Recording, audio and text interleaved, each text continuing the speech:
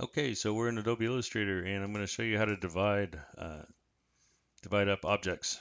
We'll just do a circle, a perfect circle here by holding Shift, and then we're going to use this called the Pathfinder here.